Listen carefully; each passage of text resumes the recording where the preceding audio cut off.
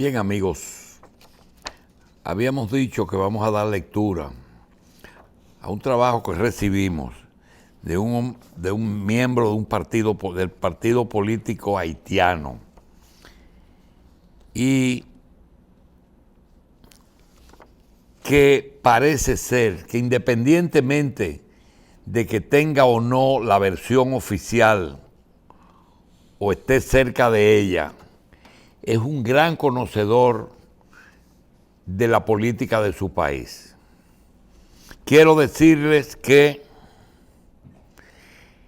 en la lectura vamos a tener que leer los nombres tal y como están escritos, porque la mayoría de los nombres y apellidos son muy difíciles de pronunciarlos en la forma original. Dice así: no busquen la muerte de Jovenel lejos, es ratón de casa que come paja de la casa. Jovenel murió por estas razones. Primero, traición. El hombre de negocios con Apiado, Deb, Abdala, y soltó a Bulos, Bennett y Vorbe, que son los patrones de Martelly. 2. Odiaba tanto a Bulos y a Vorbe que mandó atacarlo en varias ocasiones, y cuando Martelly le jaló las orejas, se ofendió y decidió no devolverle el poder. En primer lugar, trató el plan Scholzer, Chancy y Chesnel para respaldarlo. El partido haitiano envenenó al DG de ONA. Después fue a negociar con Lamotte. La negociación con Lamotte se hizo en Turquía y Jovenel dio a todos los primer ministros una descarga para que Lamotte sea candidato frente a Martelly. Traición hacia el Departamento de Estado. Jovenel aceptó que Putin ponga una embajada en Puerto Príncipe para limitar la influencia de los americanos que no estaban de acuerdo cuando molestaba a Dmitry Vorbe. En varias ocasiones la embajadora americana no tuvo de acuerdo con ese expediente y quiso atacar a estos señores. No tuvo tiempo de atacar duro. Ellos ejecutaron. 4. Los mercenarios tenían por misión de recuperar todos los documentos que podían demostrar de Jovenel. Estaba montado un complot en contra de la embajada americana. 2. Otro complot en contra de Martelly. Todas estas documentaciones estaban en su habitación, no los dejó en el palacio porque supo que Dimitri Erard era un agente doble. Lamentablemente, después de Martelly recuperó los documentos y pagó la segunda parte de 3 millones para este golpe, que en total eran 8.5 millones de dólares, se enteraron de que no murió la primera dama y que los americanos la tienen para que no hable porque había gente del PH, del partido haitiano, que estaban hablando duro con él en la habitación y Martínez era testigo. En manos de los americanos, la primera dama no podía decir nada y el partido haitiano ya eliminó a Jovenel y se asegura que Lambert no podía llegar al poder que debería de tenerlo por derecho. Claude Joseph, uno de los ratones de la casa, estaba en la habitación de Jovenel y él es que lo cegó, ya que tenía su nominación y sabía que sería presidente después de una reunión de los ministros, rápido sin ser primer ministro. Hoy vendieron los mercenarios que estarán en prisión o que saldrán en algunos días porque van a derrumbar el penitenciario. La fecha está prevista para el 16 de julio. Después que recibimos eso, recibimos hoy esta nota. La Policía Nacional de Haití advirtió hoy de que impedirá cualquier manifestación horas después de que el líder de la banda armada más poderosa del país convocara protestas para mañana lunes. En un comunicado, la Dirección General de la Policía recordó a la población que toda manifestación en la vía pública está totalmente prohibida en virtud del estado de sitio impuesto por el gobierno el pasado miércoles, tras el asesinato del presidente. En ese sentido, las fuerzas del orden están instruidas para tomar todas las medidas coercitivas contra los participantes, agregó la nota. Ayer sábado, el ex policía Jimmy Cherizier, alias Barbecue, líder del Grupo 9 en Fanini y Aley, la federación de bandas armadas más importante del país, convocó protestas para el lunes en la capital haitiana para exigir reformas políticas tras la muerte de Moïse. En Haití se considera que Barbecue es cercano al presidente Moïse, pero en los últimos meses se desataron hostilidades con el Grupo 9, Fanini y Aley, con la policía. El pasado 1 de julio, Barbecue anunció que se pasaba a la oposición y encabezó una manifestación en las calles de Puerto Príncipe en que los miembros del Grupo 9 armados con fusiles y armas automáticas exigían las renuncias de Jovenel Moïse. Desde comienzos de junio se ha recrudecido la violencia entre bandas armadas que operan en Puerto Príncipe, fruto de una reconfiguración de alianzas y de luchas por el control de algunas barriadas. Los conflictos entre pandillas han causado decenas de muertos y de heridos y han llevado al menos 17,000 personas a huir de sus hogares, principalmente de los barrios de Martizán en la entrada de Puerto Príncipe y Delmas en el mismo corazón de la capital. Apresan en Haití al que se señalaba como el reclutador de mercenarios colombianos. Mendivelso Jaimes se convirtió en el colombiano número 18 detenidos por el asesinato del presidente Moïse. Un ex soldado colombiano de 42 años, señalado como el ex militar que reclutó a los mercenarios de ese país que están acusados de asesinar al presidente Jovenel, fue detenido en Haití. Según el diario El Tiempo, el apresado es Germain Mendivelso Jaimes. Mendivelso Jaimes se convirtió en el colombiano 18 detenido por el magnicidio al jefe de Estado del país más pobre de América. Otros 2 fueron asesinados en supuestos enfrentamientos con la policía haitiana. El diario colombiano menciona que aunque Mendivelso no se incluía en el radar de las autoridades ni en reportes oficiales como parte de los exmilitares que formaban el grupo de mercenarios, 2 exsoldados que fueron tentados a participar revelaron a este medio que Mendivelso era uno de los reclutadores. También entró a Haití por el puesto fronterizo que comparte con República Dominicana, como otro de los señalados en el asesinato del presidente. Los arrestados por el crimen suben a 20, 2 de ellos estadounidenses de origen haitiano. Colombia envió a Haití una comisión que asiste a las autoridades en la investigación del magnicidio.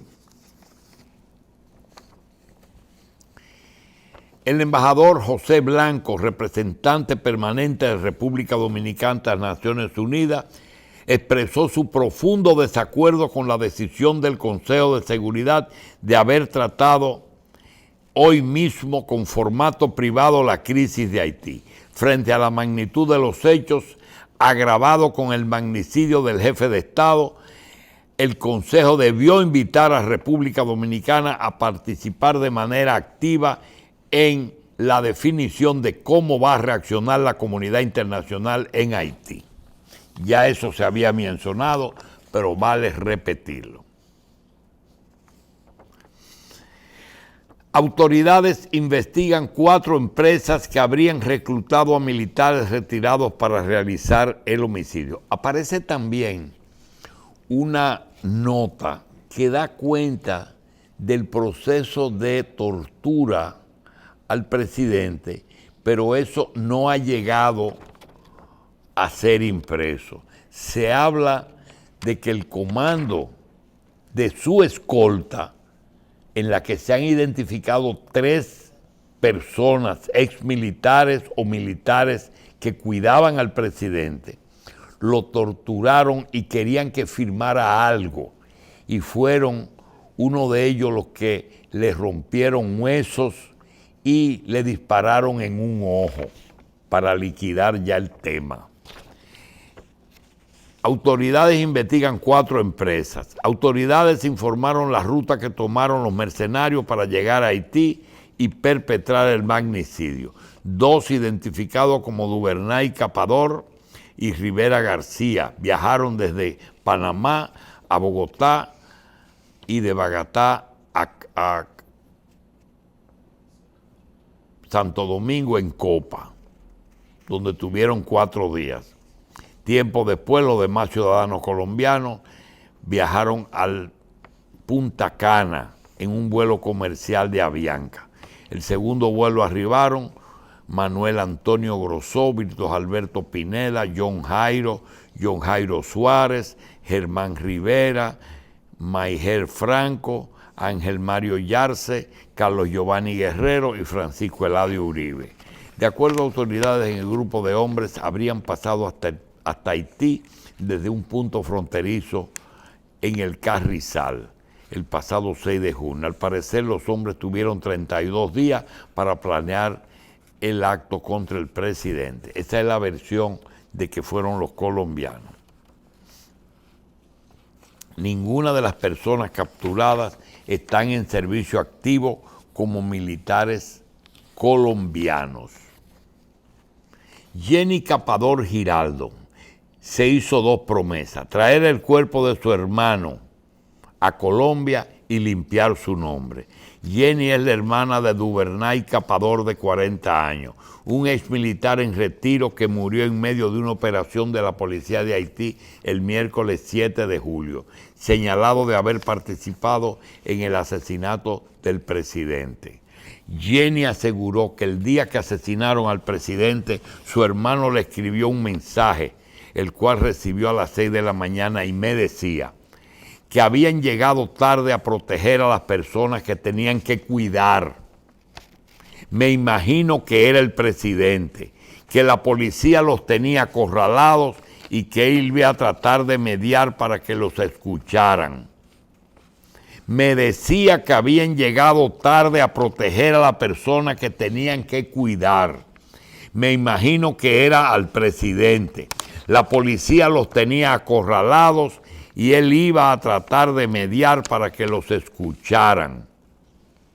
Ahí meten la policía en el complot, eliminar a los colombianos.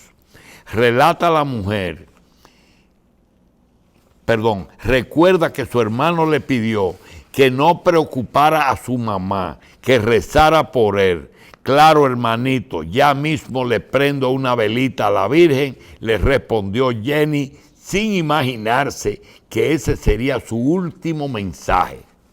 Relata la mujer que ella misma le hizo la maleta a su hermano el día que viajó, que fue el 6 de mayo, lleno de ilusiones, del aeropuerto El Edén de Armenia de Bogotá. Duvernay Capador aparece con la dotación que, según su hermana, le dio la empresa de seguridad para que fue a trabajar a Haití. Estaba feliz porque con ese dinerito extra le podría brindar un futuro a sus hijos y seguir ayudando a mi mamá, que él cuidaba. Mi hermano me dijo que le había salido un buen trabajo en Haití, cuidando personas importantes a través de una empresa de seguridad, aseguró Jenny Capador. De acuerdo a la hermana de Capador, él viajó de Bogotá a Panamá y de allí a República Dominicana. Lo hizo con 3 compañeros. Llegó a un hotel de 5 estrellas. Estaba muy contento. Estuvo 4 días en República Dominicana y se fue a Puerto Príncipe. Para Jenny, su hermano era como un modelo a seguir. Ingresó al ejército colombiano en 1999, hace 22 años. Después del terremoto de Armenia, ellos son de Génova, Quindio, y aman su tierra. Me dijo, me voy al ejército y quiero ser un guerrero de mi patria. Duvernay Capador llegó al grado de sargento y viceprimero y pidió la baja en el 2019. Su madre vendió su casa y compraron una finca en Calarca. Allá viven los dos. Él estaba dedicado a mi mamá. Ya había construido un galpón para las gallinas y un lago para los peces. Resalta la mujer que para el militar en retiro era una buena oportunidad laboral, a tal punto que decidió dejar a su mamá y a su familia y se fue para algo bueno, no para matar a un presidente. Señala Jenny que cuando su hermano llegó a Puerto Príncipe se enfermó por la comida picante y que parte de ese estuvo contento. Hermana, mucho calor y la comida picante, todo el resto bien, pero yo me adapto porque me adapto, le dijo en una de sus constantes comunicaciones.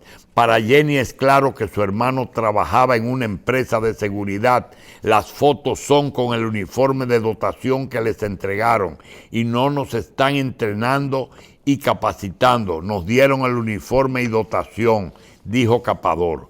Para eso Jenny afirmó, no voy a descansar hasta limpiar el nombre de mi hermano. Él no es ningún mercenario, él es un hombre de bien,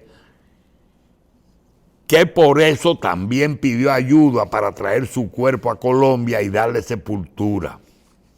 Jenny señaló que se enteró de la muerte de su hermano por los medios de comunicación y que hasta este momento nadie del gobierno la ha contactado. Necesitamos que nos ayuden.